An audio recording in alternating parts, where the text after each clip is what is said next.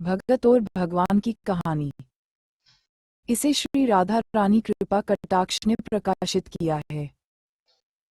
05 विठल भगवान के बहुत बड़े भगत नामदेव। श्री नामदेव जी महाराष्ट्र के एक सुप्रसिद्ध संत थे। वे विठल भगवान के बहुत बड़े भगत हुए हैं। उनका ध्यान सदा विठल भगवान के दर्शन, भजन और कीर्तन में ही लगा रहता था। सांसारिक कार्यों में उनका जरा भी मन नहीं लगता था। वे एकादशी व्रत के प्रति पूर्ण निष्ठावान थे। वे उस दिन जल भी नहीं पीते थे। एकादशी की संपूर्ण रात्रि को हरिनाम संकीर्तन करते थे। एकादशी को वे न अन्न खाते और न किसी को खिलाते। एक दिन एकादशी की रात्रि को वे हरिनाम संकीर्तन कर रहे थे। उनके साथ अनेकानेक भक्त भी संकीर्तन कर रहे थे। अचानक एक क्षीणकाय, हड्डियों का ढांचा मात्र एक वृद्ध ब्राह्मण उनके द्वार पर आया और बोला, मैं अत्यंत भूखा हूँ, मुझे भोजन कराओ, अन्यथा मैं भूख के मारे मर जाऊंगा। श्री नामदेव जी बोले, मैं एकादशी को न अन्न खाता हूँ और न अन्न किसी और को खिलाता हूँ। अतः ब्राह्मण देवता प्रातः काल सूर्योदय का इंतजार करो, व्रत का पारण कर आपको भरपेट भोजन कराऊंगा। ब्राह्मण बोला, मुझे तो अभी ही भोजन चाहिए, मैं 120 वर्ष का बूढ़ा हूँ। एकादशी व्रत 8 वर्ष से लेकर 80 वर्ष तक के लोगों के लिए है। मैं भूख से मर जाऊंगा और तुमको ब्रह्म हत्या का पाप लगेगा। श्री नामदेव जी ने कहा, ब्राह्मण देवता चाहे कुछ भी हो जाए, मैं आपको भोजन नहीं करा सकता। कृपया आप सुबह तक प्रतीक्षा करें।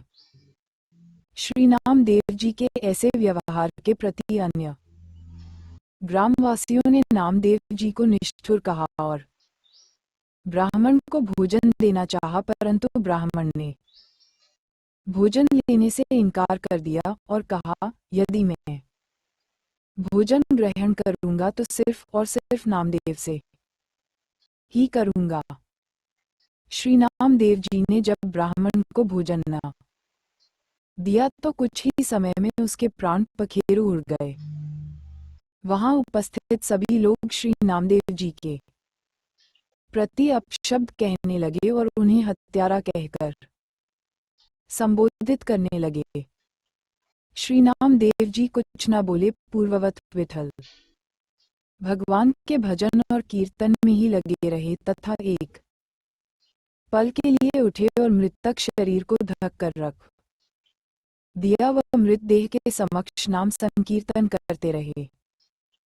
प्रातःकाल श्री नामदेव जी ने व्रत पारण किया और एक चिता बनवाई। स्वयं उस ब्राह्मण के पार्थिव शरीर को अपनी गोद में लेकर चिता पर बैठ गए। चिता को प्रज्वलित किया गया।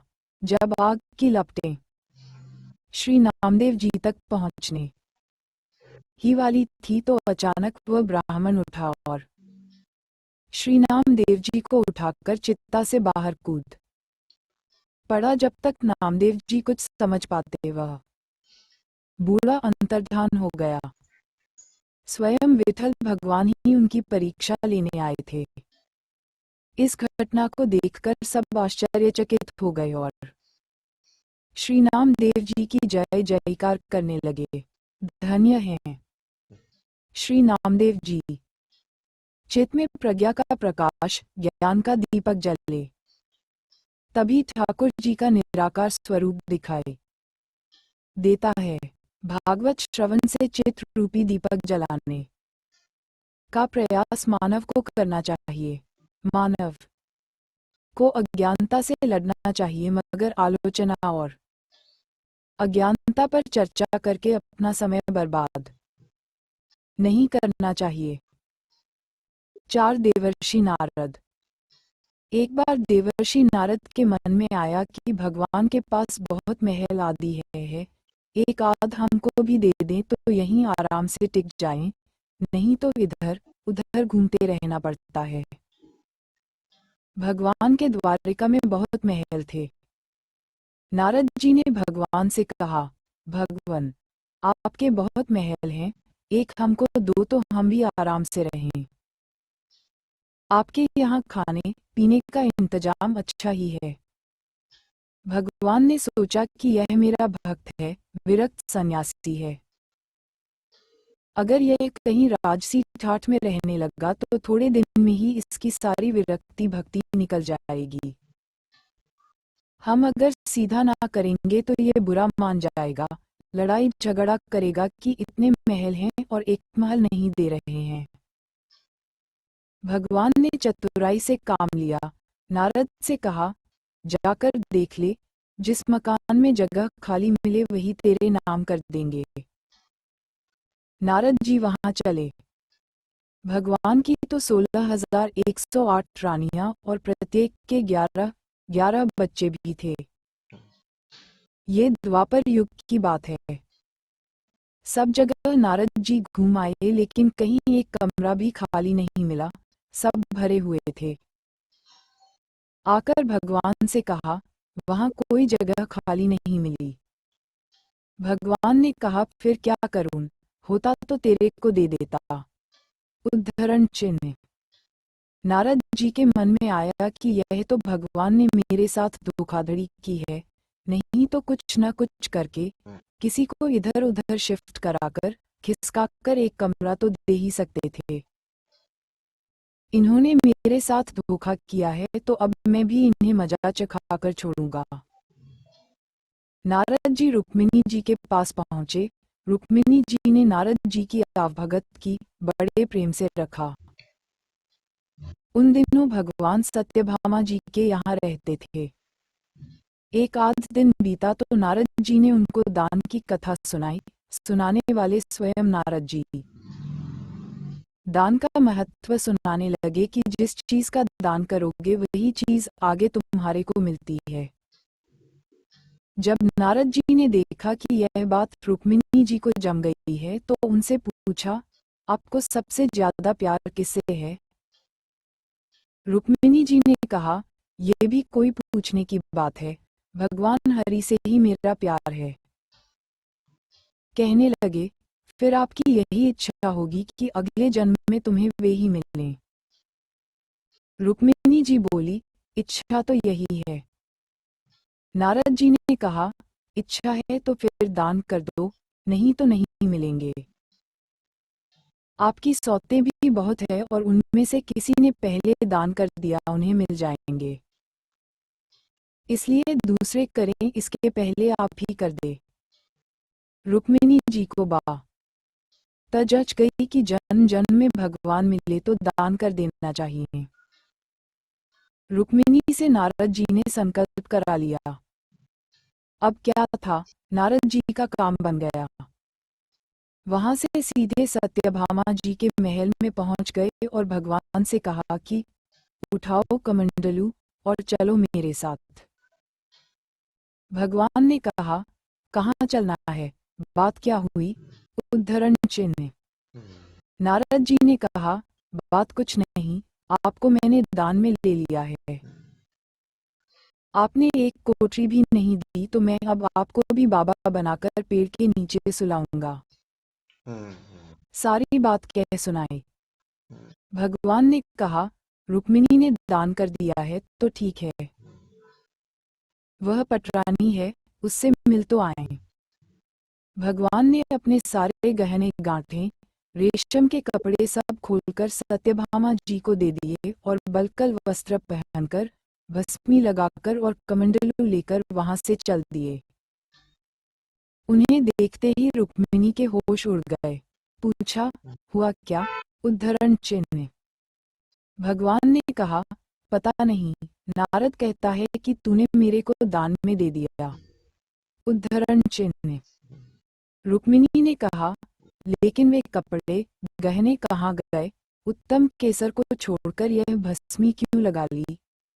उद्धरण चिन्ह। भगवान ने कहा, जब दान दे दिया तो अब मैं उसका हो गया, इसलिए अब वे ठाट बाट नहीं चलेंगे।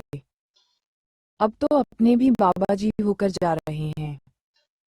रुक्मिणी ने कहा, मैंने इसलिए थोड़े ही दिया था कि ये ले जाएं। भगवान ने कहा, और काहे के लिए दिया जाता है? इसीलिए दिया जाता है कि जिसको दो वह ले जाए। अब रुक्मिणी को होश आया कि यह तो गड़बड़ मामला हो गया।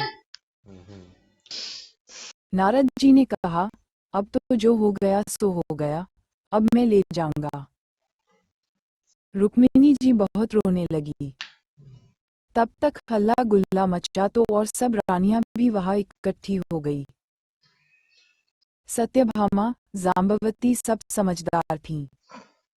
उन्होंने कहा, भगवान एक रुक्मिणी के पति थोड़े ही हैं, इसलिए रुक्मिणी को सर्वथा दान करने का अधिकार नहीं हो सकता। हम लोगों का भी अधिकार है।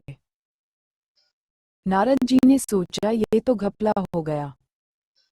कहने लगे, क्या भगवान के टुकड़े कराओगे? तब तो 16,108 हिस्से होंगे। रानियों ने कहा, नारद जी कुछ ढंग की बात करो। उद्धरण चिन्ह। नारद जी ने विचार किया कि अपने को तो महल ही चाहिए था और यही ये दे नहीं रहे थे। अब मौका ठीक है, समझौते पर बात आ रही है। नारद जी ने कहा, भगवान का जितना वजन है उतने का तुला दान कर देने से भी दान मान लिया जाता है। तुलादान से देह का दान माना जाता है।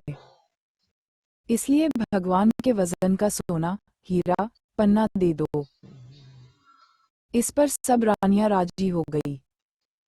बाकी तो सब राजी हो गए, लेकिन भगवान ने सोचा कि यह फिर मोह में पड़ रहा है। इसका महल का शौक नहीं गया। भगवान ने कहा, तुलादान कर देना चाहिए, ये बात तो ठीक है। भगवान तराजू के एक पलड़े के अंदर बैठ गए। दूसरे पलड़े में सारे गहने, हीरे, पन्ने रखे जाने लगे। लेकिन जो ब्रह्मांड को पेट में लेकर बैठा हो, उसे द्वारिका के धन से कहाँ पूरा होना है। सारा का सारा धन दूसरे पलड़े पर रख दिया, लेकिन जिस पलड़े पर भगवान बैठे थे वह वैसा का वैसा नीचे लगा रहा, ऊपर नहीं हुआ। नारद जी ने कहा, देख लो, तुला तो बराबर हो नहीं रहा है, अब मैं भगवान को ले जाऊंगा। सब कहने लगे, अरे कोई उपाय बताओ। नारद जी ने कहा, और कोई उपाय नहीं है। अन्य सब लोगों ने भी अपने अपने हीरे पन्ने लाकर डाल दिए, लेकिन उनसे क्या होना था। वे तो त्रिलोकी का भार लेकर बैठे थे। नारद जी ने सोचा, अपने को अच्छा चेला मिल गया, बढ़िया काम हो गया। उधर औरतें सब चीख रही थी। नारद जी प्रसन्नता के मारे इधर उधर टहलने लगे। भगवान ने धीरे से रुक्मिणी को बुलाया। रुक्मिणी ने कहा, कुछ तो ढंग निकालिए, आप इतना भार लेकर बैठ गए, हम लोगों का क्या हाल होगा। भगवान ने कहा, ये सब हीरे पन्ने निकाल लो, नहीं तो बाबा जी मान नहीं रहे हैं। ये सब निकालकर तुलसी का एक पत्ता और सोने का एक छोटा सा टुकड़ा रख दो तो तुम लोगों का काम हो जाएगा। रुक्मिणी ने सबसे कहा कि यह नहीं हो रहा है तो सब सामान हटाओ। सारा सामान हटा दिया गया और एक छोटे से सोने के पतरे पर तुलसी का पत्ता रखा गया तो भगवान के वजन के बराबर हो गया। सबने नारद जी से कहा, ले जाओ तुला दान। नारद जी ने खूब हिला डुला कर देखा कि कहीं कोई डंडी तो नहीं मार रहा है। नारद जी ने कहा, इन्होंने फिर धोखा दिया, फिर जहां के तहां ये लेकर क्या करूंगा। उन्होंने कहा, भगवान, यह आप अच्छा नहीं कर रहे हैं, केवल घरवालियों की बात सुनते हैं, मेरी तरफ देखो। भगवान ने कहा, तेरी तरफ क्या देखूं? तू सारे संसार के स्वरूप को समझकर फिर मोह के रास्ते जाना चाह रहा है, तो तेरी क्या बात सुनूं। तब नारद जी ने समझ लिया कि भगवान ने जो किया सो ठीक किया। नारद जी ने कहा, एक बात मेरी मान लो। आपने मेरे को तरह तरह के नाच अनादि काल से नचाए और मैंने तरह तरह के खेल आपको दिखाए। कभी मनुष्य, कभी गाय इत्यादि पशु, कभी इंद्र, वरुण आदि, संसार में कोई ऐसा स्वरूप नहीं जो 84 के चक्कर में किसी न किसी समय में हर प्राणी ने नहीं भोग लिया। अनादि काल से यह चक्कर चल रहा है, सब तरह से आपको खेल दिखाया। आप मेरे को ले जाते रहे और मैं खेल करता रहा। अगर आपको मेरा कोई खेल पसंद आ गया हो तो आप राजा की जगह पर हैं और मैं ब्राह्मण हूं, तो मेरे को कुछ इनाम देना चाहिए। वह इनाम यही चाहता हूं कि मेरे शोक मोह की भावना निवृत्त होकर मैं आपके परम धाम में पहुंच जाऊं। और यदि कहो कि तूने जितने खेल किए सब बेकार है, तो भी आप राजा हैं। जब कोई बार बार खराब खेल करता है तो राजा हुक्म देता है कि इसे निकाल दो। इसी प्रकार यदि मेरा खेल आपको पसंद नहीं आया है तो फिर आप कहो कि इसको कभी संसार की नृत्यशाला में नहीं लाना है, तो भी मेरी मुक्ति है। भगवान बड़े प्रसन्न होकर तराजू से उठे और नारद जी को छाती से लगाया और कहा, तेरी मुक्ति तो निश्चित है। 3 निष्काम भक्ति। एक भक्त था, वह रोज बिहारी जी के मंदिर जाता था, पर मंदिर में बिहारी जी की जगह उसे एक ज्योति दिखाई देती थी। मंदिर में बाकी के सभी भक्त कहते, वाह, आज बिहारी जी का श्रृंगार कितना अच्छा है, बिहारी जी का मुकुट ऐसा, उनकी पोशाक ऐसी। तो वह भक्त सोचता, बिहारी जी सबको दर्शन देते हैं, पर मुझे क्यों केवल एक ज्योति दिखाई देती है। हर दिन ऐसा होता। एक दिन बिहारी जी से बोला, ऐसी क्या बात है कि आप सबको तो दर्शन देते हैं पर मुझे दिखाई नहीं देते। कल आपको मुझे दर्शन देना ही पड़ेगा। अगले दिन मंदिर गया, फिर बिहारी जी उसे ज्योत के रूप में दिखे। वह बोला, बिहारी जी अगर कल मुझे आपने दर्शन नहीं दिए तो मैं यमुना जी में डूबकर मर जाऊंगा।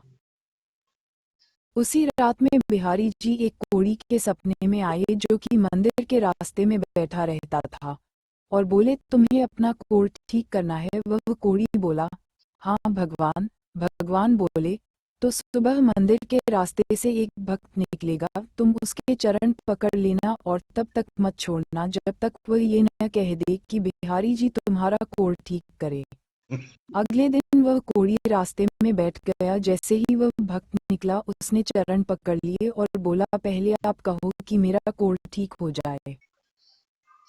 वह भक्त बोला, मेरे कहने से क्या होगा, आप मेरे पैर छोड़ दीजिए। कोढ़ी बोला, जब तक आप ये नहीं कह देते कि बिहारी जी तुम्हारा कोढ़ ठीक करे, तक मैं आपके चरण नहीं छोड़ूंगा। भक्त वैसे ही चिंता में था कि बिहारी जी दर्शन नहीं दे रहे, ऊपर से ये कोढ़ी पीछे पड़ गया, तो वह झुंझलाकर बोला, जाओ बिहारी जी तुम्हारा कोढ़ ठीक करे, और मंदिर चला गया। मंदिर जाकर क्या देखता है, बिहारी जी के दर्शन हो रहे हैं। बिहारी जी से पूछने लगा, अब तक आप मुझे दर्शन क्यों नहीं दे रहे थे। तो बिहारी जी बोले, तुम मेरे निष्काम भक्त हो, आज तक तुमने मुझसे कभी कुछ नहीं मांगा, इसलिए मैं क्या मुंह लेकर तुम्हें दर्शन देता यहाँ। सभी भक्त कुछ न कुछ मांगते रहते हैं, इसलिए मैं उनसे नजरें मिला सकता हूँ, पर आज तुमने रास्ते में उस कोढ़ी से कहा कि बिहारी जी तुम्हारा कोढ़ ठीक कर दे, इसलिए मैं तुम्हें दर्शन देने आ गया। सार, भगवान की निष्काम भक्ति ही करनी चाहिए। भगवान की भक्ति करके यदि संसार के ही भोग सुख ही मांगे तो फिर वह भक्ति नहीं, वह तो सौदेबाजी है। दो जीवन के दुख बिल्कुल नमक की तरह हैं। एक बार एक नवयुवक किसी संत के पास पहुंचा और बोला, महात्मा जी, मैं अपनी जिंदगी से बहुत परेशान हूँ, कृपया इस परेशानी से निकलने का उपाय बताएं। संत बोले, पानी के गिलास में एक मुट्ठी नमक डालो और उससे पियो। युवक ने ऐसा ही किया। इसका स्वाद कैसा लगा? संत ने पूछा। बहुत ही खराब, एकदम खारा, युवक थूकते हुए बोला। संत मुस्कुराते हुए बोले, एक बार फिर अपने हाथ में एक मुट्ठी नमक ले लो और मेरे पीछे पीछे आओ। दोनों धीरे धीरे आगे बढ़ने लगे और थोड़ी दूर जाकर स्वच्छ पानी से बनी एक झील के सामने रुक गए। चलो, अब इस नमक को पानी में डाल दो, संत ने निर्देश दिया। युवक ने ऐसा ही किया। अब इस झील का पानी पियो, संत बोले। युवक पानी पीने लगा। एक बार फिर संत ने पूछा, बताओ इसका स्वाद कैसा है? क्या अभी भी तुम्हें ये खरा लग रहा है? नहीं, ये तो मीठा है, बहुत अच्छा है, युवक बोला। संत युवक के बगल में बैठ गए और उसका हाथ थामते हुए बोले, जीवन के दुख बिल्कुल नमक की तरह हैं, न इससे कम ना ज्यादा। जीवन में दुख की मात्रा वही रहती है, बिल्कुल वही। लेकिन हम कितने दुख का स्वाद लेते हैं ये इस पर निर्भर करता है कि हम उसे किस पात्र में डाल रहे हैं। इसलिए जब तुम दुखी हो तो सिर्फ इतना कर सकते हो कि खुद को बड़ा कर लो। ग्लास मत बने रहो, झील बन जाओ। श्री श्री। जन्म लिया है तो सिर्फ सांसें मत लीजिए, जीने का शौक भी रखिए। एक संत भी भगवान राम को अपना शिष्य मानते थे। एक संत थे, वे भगवान राम को मानते थे। कहते हैं, यदि भगवान से निकट आना है तो उनसे कोई रिश्ता जोड़ लो। जहाँ जीवन में कमी है वहीं ठाकुर जी को बैठा दो, वे जरूर उस संबंध को निभाएंगे। इसी तरह संत भी भगवान राम को अपना शिष्य मानते थे और शिष्य पुत्र के समान होता है, इसलिए माता सीता को पुत्र वधू बहू के रूप में देखते थे। उनका नियम था रोज मंदिर जाते और अपनी पहनी माला भगवान को पहनाते थे, पर उनकी यह बात मंदिर के लोगों को अच्छी नहीं लगती थी। उन्होंने पुजारी से कहा, ये बाबा रोज मंदिर आते हैं और भगवान को अपनी उतारी हुई माला पहनाते हैं, कोई तो बाजार से खरीद कर भगवान को पहनाता है और ये अपनी पहनी हुई भगवान को पहनाते हैं। पुजारी जी को सबने भड़काया कि बाबा की माला आज भगवान को मत पहनाना। अब जैसे ही बाबा मंदिर आए और पुजारी जी को माला उतार कर दी, तो आज पुजारी जी ने माला भगवान को पहनाने से इनकार कर दिया और कहा, यदि आपको माला पहनानी है तो बाजार से नई माला लेकर आए, ये पहनी हुई माला ठाकुर जी को नहीं पहनाएंगे। वे बाजार गए और नई माला लेकर आए। आज संत मन में बड़े उदास थे। अब जैसे ही पुजारी जी ने वह नई माला भगवान श्री राम को पहनाई, तुरंत वह माला टूटकर नीचे गिर गई। उन्होंने फिर जोड़कर पहनाई, फिर टूटकर गिर पड़ी। ऐसा 3-4 बार किया, पर भगवान ने वह माला स्वीकार नहीं की। तब पुजारी जी समझ गए कि मुझसे बहुत बड़ा अपराध हो गया है और पुजारी जी ने बाबा से क्षमा मांगी।